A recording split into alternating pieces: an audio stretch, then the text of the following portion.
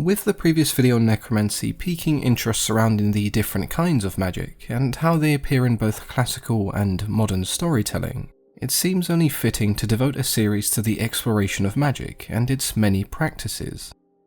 Today's episode will focus on the art of divination, the ability to gain insight into future events through various different means and practices. Those who did watch the previous video on necromancy might be thinking this sounds quite similar to necromancy, and that's because there is some crossover in terms of being able to obtain information about the future.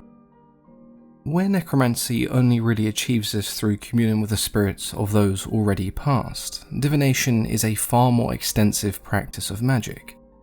In this video we'll be examining the different aspects of divination, how it featured in past works of fiction, and how it still features today. Before we delve any deeper, just like necromancy, we should first establish what divination is, and the reasons for it being practiced in the first place. When we say divination, we essentially mean the act of seeking knowledge about the future and the unknown through supernatural means. As for the reasons why divination is practiced, I think the majority are quite self-explanatory.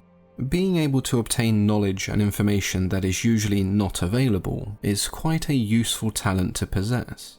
Some may just want the comforting feeling that comes with knowing what lies ahead, and some may actively seek to change their future. The most common type of divination comes from interpreting different omens and signs. Sometimes these can be quite good, and then again they can also be quite bad. I'm sure many of us remember the divination scene in Harry Potter and the Prisoner of Azkaban. In this particular scene, Professor Trelawney is teaching the students the art of Tasseomancy, which in the Harry Potter universe is essentially the art of reading tea leaves to predict the future. The leaves in Harry's cup form a spectral dog known as the Grim, a symbol of death and an all-round bad omen. Now in the books, Harry's cup has more than just one symbol. Along with the Grim we see a skull, meaning there is danger in one's path, a falcon, which represents a deadly foe, and a club, which predicts an attack. These symbols do foreshadow future events that take place in the story, but they are all fairly vague, and we as an audience are left to put the pieces together and essentially predict the future. Now the term Tasseomancy may only really exist inside the realms of the Harry Potter wizarding world, but the practice of reading tea leaves and grounds of coffee has existed as a form of divination for centuries, and is often referred to as Tasseomancy or Tasseography. Tasseomancy only really began gaining popularity in the 17 and 1800s, and how far back it goes is quite hard to say. But if we consider the fact that tea itself was discovered thousands of years ago, then it's safe to say that it's a fairly old practice. Most historians seem to agree that it's an art that originated from ancient China, as it isn't something we really saw in Western cultures until Dutch merchants had established a trade route with China around the 17th century. Before then we did see similar practices in medieval Europe, but often it involved the melting of wax and lead, or any other molten substance that would form unpredictable patterns that could then be studied. The process of reading tea leaves simply involves pouring a cup of unstrained tea. The cup would then be shaken well, and once the individual was done drinking the tea, any remaining liquid would be drained and the pattern left behind would be examined. The diviner then interprets the patterns and links them to symbols that have meaning behind them. For example, if the leaves form something similar to a clover, that would mean good luck, happiness and prosperity is what awaits you in the future. Whereas a snake would be seen as a bad omen, and something like a mountain would imply a long journey ahead of you. There are tons of different symbols, and normally the fortune teller or the diviner would group them all together to create some kind of a prediction. Some of you, myself included, may have seen something similar, but instead using grounds of coffee, and this is something that is quite common in Greece, Serbia, Turkey, and various other countries in the Middle East. Similar to reading tea leaves, another very popular type of divination comes in the form of tarot. Now, not all decks of tarot cards were designed for the purpose of divination.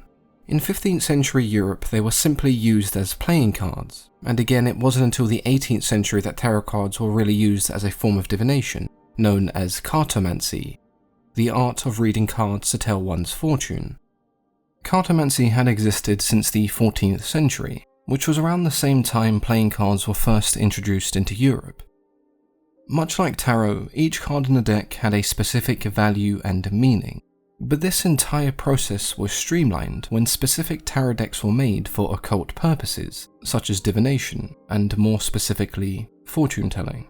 They presented a much more visual experience. Drawing a 7 of spades and being told what it meant is slightly different than seeing tarot cards such as the Hanged Man, the Lovers, or the Fool.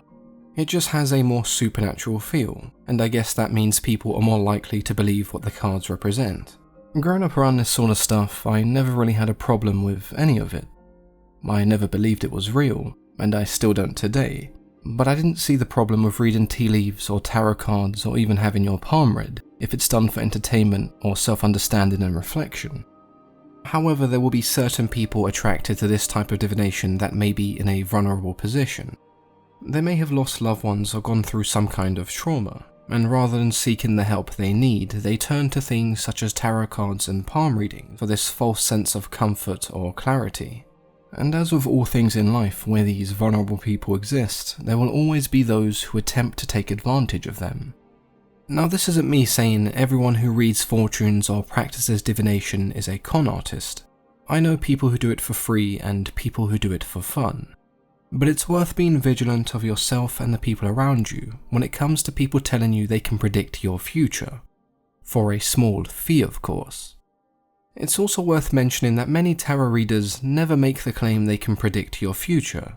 The cards are more of a guideline, and the reader is simply interpreting a possible outcome. There are countless forms of divination that each could honestly have entire videos devoted to them. So here's a quick list of the most popular that I haven't mentioned. Osteomancy, the reading of messages found in decaying bones.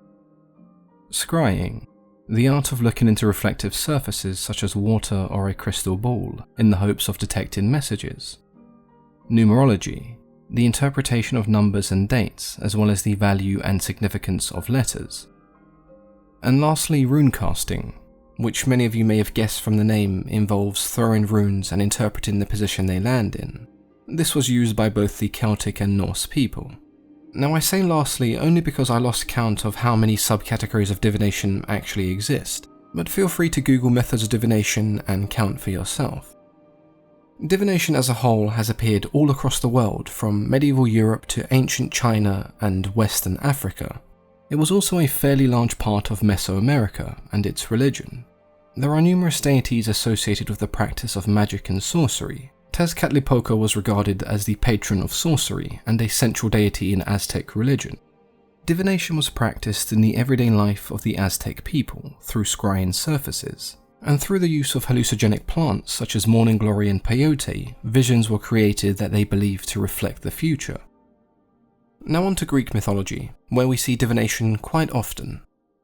We have gods and goddesses such as Asteria, Koios, Apollo, and many more that are associated with prophecy.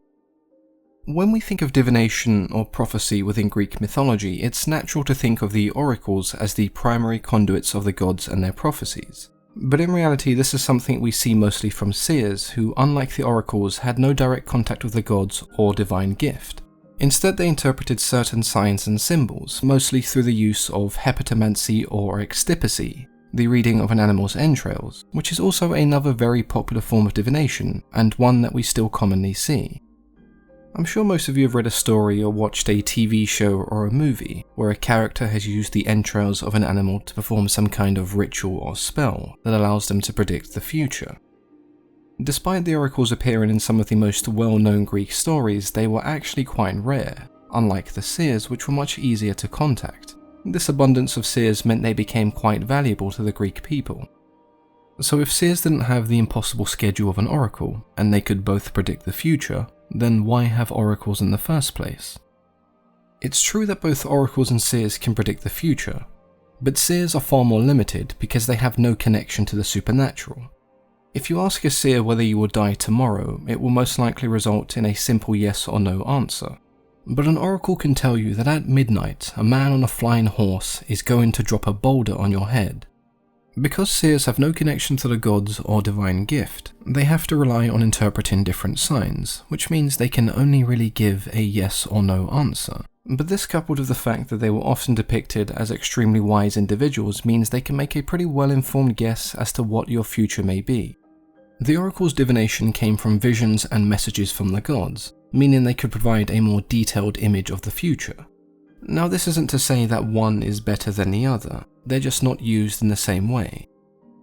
Seers may not provide a definitive answer, but they are readily available to most people, whereas oracles, as gifted as they are, were more so reserved for heroes or figures of greater importance or stature. So where do we see divination in works of fiction? Well, going by what we've discussed so far, it's pretty much everywhere. Any story you've read or movie you've watched that features some kind of prophecy is an example of divination being used. That prophecy would have come from some kind of oracle or prophet-like figure, and they would obtain the information through various forms of divination. Now, the whole prophecy trope is something we see all the time, and you could argue it's overused and cliché, but what it does do is provide an outline of a story or a key event in that story without really giving away too many details and spoon-feeding the reader. A prophecy can be self-fulfilling, or it can always change. If we look at Greek myth as an example, we have Uranus prophesizing that Cronus will be overthrown by his children, which ultimately results in him swallowing his own children and leading to a rebellion against him, contributing to his own downfall. And then you have Metis, who makes the same prediction about Zeus. But despite this prophecy, Zeus doesn't really change the way he behaves, he's still pretty much an overall dick to everybody. When that day does eventually come, when Zeus's children and the other gods stage a coup, there are far less individuals involved, and the coup is ultimately a failure, making it so that this specific prophecy does not come true. Some more popular examples that are a little bit more modern include Anakin Skywalker, who is prophesied to destroy the Sith and bring balance to the Force. But of course he ends up joining them instead, only to eventually turn on them anyway. You have Neo from The Matrix, who is prophesied as the hero who would destroy the machines and save all of humanity. But we soon learn that this prophecy is fake, and he is merely meant to reboot the Matrix. Though in the end Neo does kind of save everyone, but it's at the cost of his own life and not in the way we first expected, very similar to Anakin. In Harry Potter, we have the prophecy that states that Harry and Voldemort cannot coexist, one will have to kill the other. Voldemort assumes killing Harry will end this prophecy, but in the end all it does is make him vulnerable, and eventually leads to the prophecy being fulfilled, but as the opposite of what Voldemort expected. Just from these few examples, we can see a pattern in how prophecy is used. Most prophecies in fiction never mean what the characters first think they mean. They act as somewhat of a diversion, taking you down one path for you to later realize it's the wrong path. Classic misdirection. Now, as for characters capable of divination in storytelling, that is something we see presented in a far different manner. A lot of this comes down to the very simple fact that being able to see into the future is extremely powerful, and if it's not implemented correctly, it can ruin a story and an audience's connection to a character. If you have a character that can use divination whenever they please and see as far forward as they want, you then have this problem of them never really being in any real danger. Nothing that happens really matters, because everything can be overcome and avoided. The way most writers combat this is by limiting the use of divination and quite often magic in general. When you think of characters who have visions, they're quite often short and distorted. The character roughly knows where they are and what's happening, but the details are often left out, and that's why we commonly see this kind of divination occurring during dreams or nightmares. The character and audience have an idea of what's coming, but not enough to easily prevent what they've seen. Divination is a form of magic that has been practiced for thousands of years, if not more. It's appeared in some of our oldest recorded stories, and continues to be a staple of modern storytelling. Is divination a school of magic that you knew existed? And is it a school of magic that you believe in? Let me know in the comments below. As always, I've been your host, Mythology and Fiction Explained.